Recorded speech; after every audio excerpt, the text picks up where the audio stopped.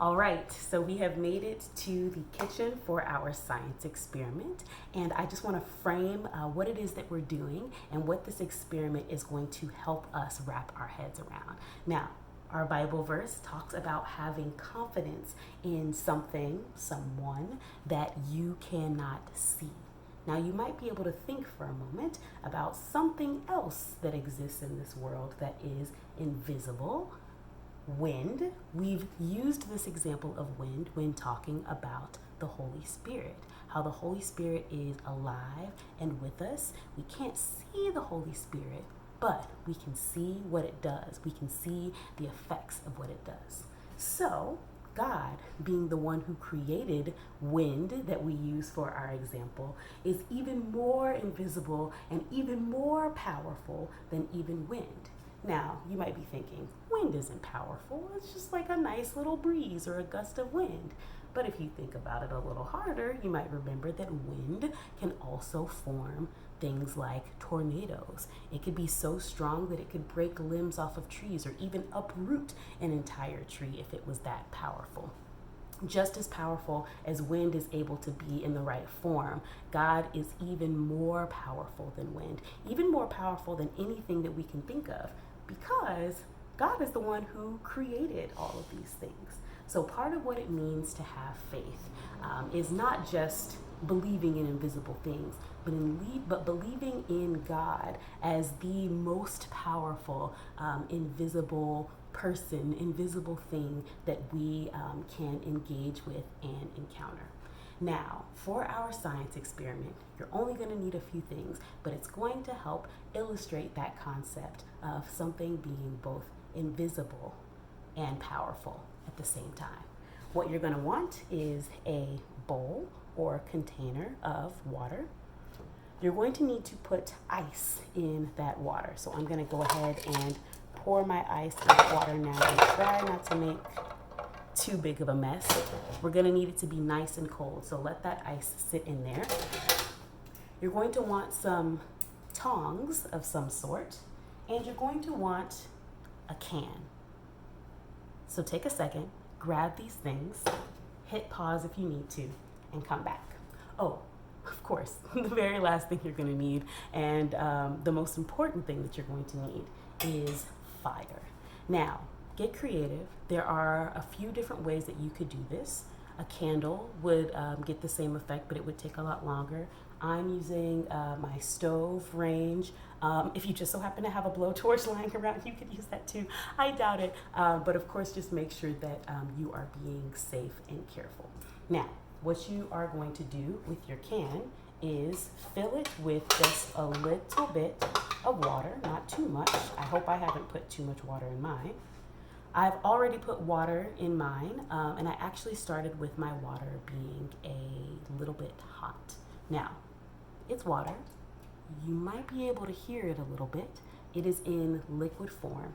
What we are going to do with our fire, turn that on, and I am going to hold this over the fire until the water boils. Now, that'll probably take a minute, so I'm just gonna hang out here until it gets to boiling, and do some explaining as we go. So, as the water boils, you may have seen that whenever you boil water, eventually you see steam start to rise. That steam is the water turning from liquid form to a gas form. Now, as it does that, a gas takes up more space than liquid does. And that's why you see the steam escape the can or escape the pot when you're boiling water. Now, because that change is happening slowly, it's happening over time, nothing really happens to the can. It just sits there and contains whatever, the steam escapes, it does whatever. But when this water boils and I flip it over into our container of ice water, that pressure change is going to happen very fast, and it should crush our can. Now, if something happens and the can doesn't crush, it's not the end of the world. It's a science experiment. So I'm going to keep trying throughout the day. And by the time I see you at 3 p.m., I'll have it completely down and covered. My encouragement to you is try it more than once. And even if it succeeds the first time, try different ways of getting this experiment to work. I can hear the water boiling. Let me see if I see the steam yet. I see a little bit of steam coming, but I'm going to let it keep on boiling for a few more seconds.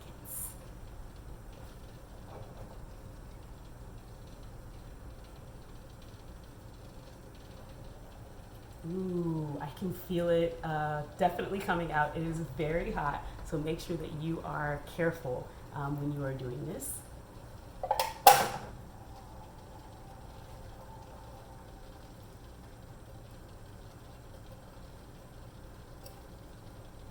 As you can see, I've already squeezed my can a little bit. From squeezing it a little hard, I also don't want to burn my hands, so the tongs are important either way, but I promise I'm not cheating.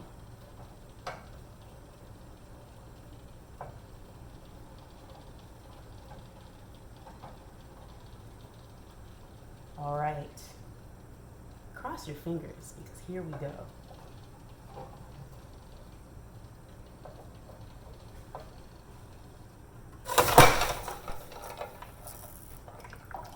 Well, that was incredibly successful.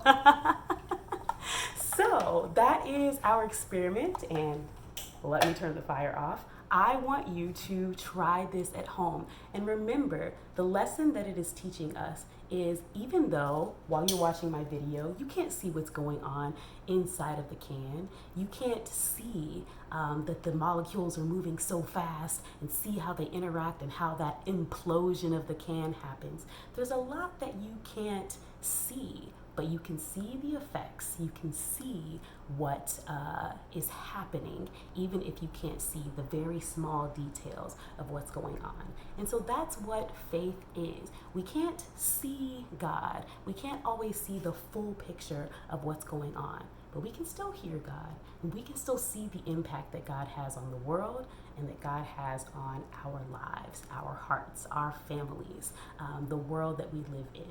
So try the experiment. I'll see you this afternoon, and I hope you have fun. See you later.